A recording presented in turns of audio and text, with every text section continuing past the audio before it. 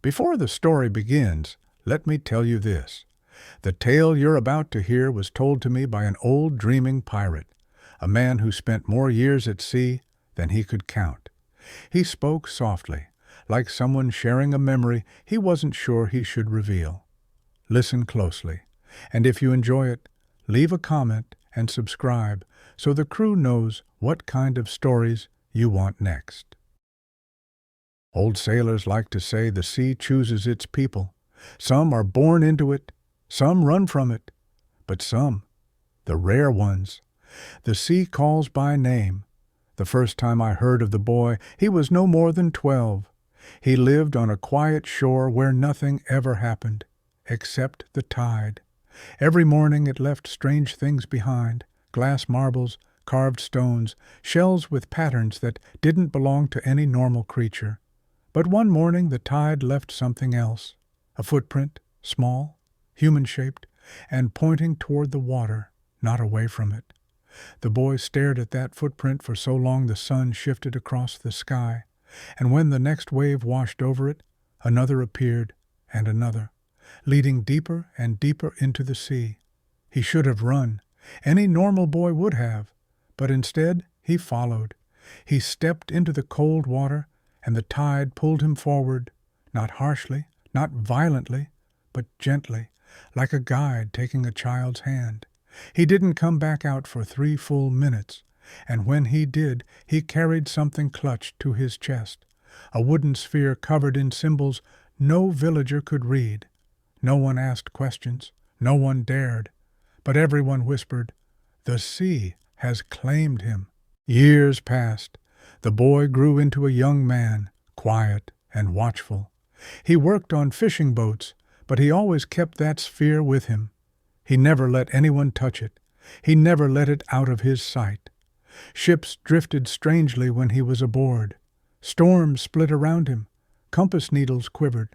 Old fishermen crossed themselves. One night, while the crew slept, the young man finally opened the sphere. He said he didn't mean to. He said it opened on its own.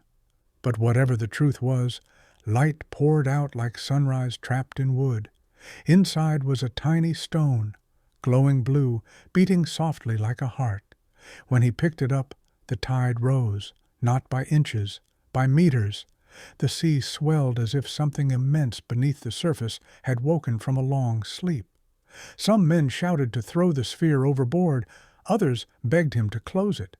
But before he could decide, a voice, deep, slow, and ancient, echoed across the waves. Not words, not sound, a feeling. Come home.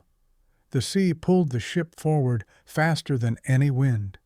The stars vanished beneath a mist, and when the fog lifted, there was an island none of us had ever seen. It rose from the water like a creature lifting its back, covered in stone ridges and glowing blue roots that pulsed with the same light as the boy's stone. No birds flew there, no trees grew, but the island breathed. We could feel it. Something ancient moved beneath it. The boy walked toward the shore as if he'd always belonged there. The ground responded, glowing under his feet, and then we saw them. Figures, tall, thin, not human, not entirely, shaped like driftwood given life, glowing like deep-sea lanterns. They didn't speak with mouths. They spoke through the tide, the wind, the pulse of the ground itself. "You were taken once," the boy whispered, repeating their thoughts. "Taken from your place, hidden, scattered." He lifted the blue stone. They bowed, not to us, to him. The island shifted again, stone plates rising like giant steps, and beneath them, a cavern filled with thousands of glowing stones like the one he carried. "They want them returned," he said, "all the pieces of them, wherever sailors lost them, wherever thieves hid them, wherever storms swallowed them." The sea trembled. "They want me to bring them back."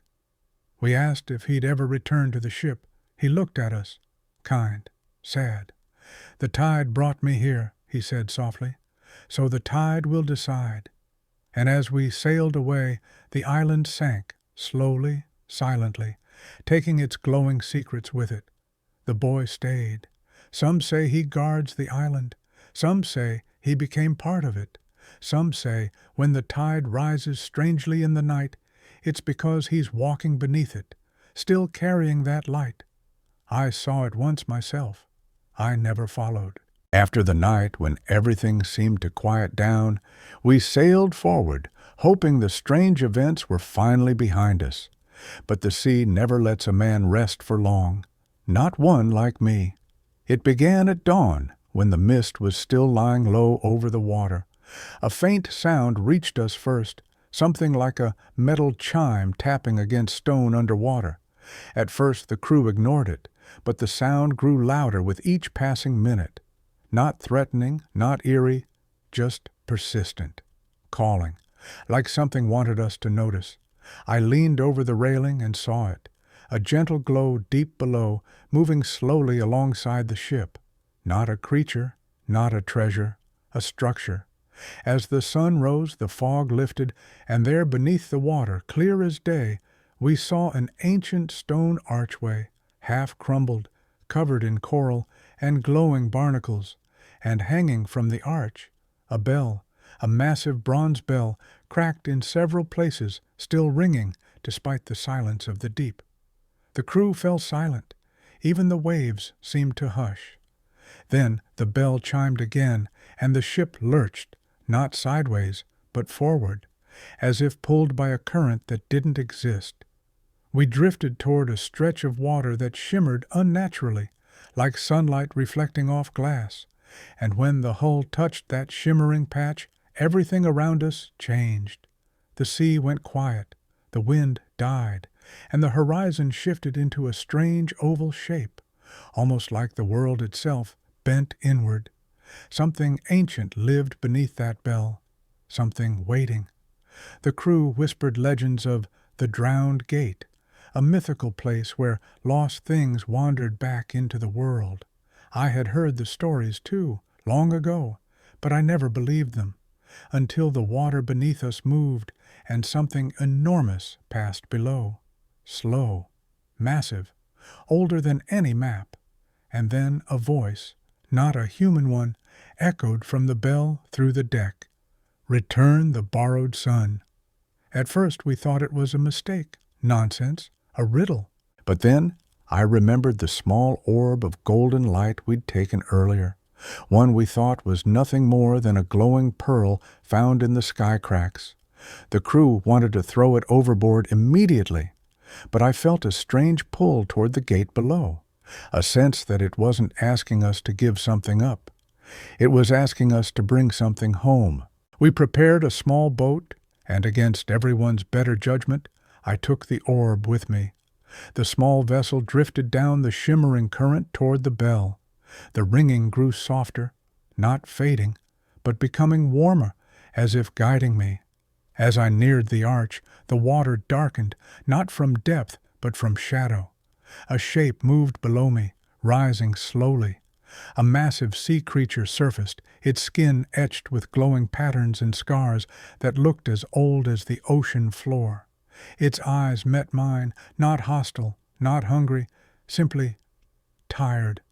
Like it had carried a burden long enough, it lifted its head, opening a section of its shell like a door. Inside was an empty socket, perfectly round, a place where something used to be, a place where the golden orb belonged. So this was the borrowed sun, not stolen, not taken, just lost. I held the orb above the socket, and it responded, warm in my hands, pulsing softly, as if recognizing its home. When I placed it inside, the whole creature shuddered with relief. The patterns on its body ignited like constellations. The bell rang one final time, deep, resonant, and full, and the cracks in the sky, the swirling currents, all the strange weather we'd faced, vanished. The seas calmed. The horizon straightened. The world felt whole again. The ancient creature dipped beneath the waves, disappearing into the deep. Not a farewell, just a quiet acknowledgement. When I returned to the ship, the crew didn't cheer. They didn't boast. They simply looked at me with a rare kind of respect, Not because I was brave, not because I solved some great riddle, but because we had returned something important to a part of the sea that most sailors never even knew existed. And as we sailed away, the sky fisherman's cloud hook drifted past the mast one last time, carrying a single handmade charm carved from driftwood. A reminder, some things in the ocean aren't dangers, some aren't treasures, some are simply waiting to be brought home. And that was the end of it. Or so I thought.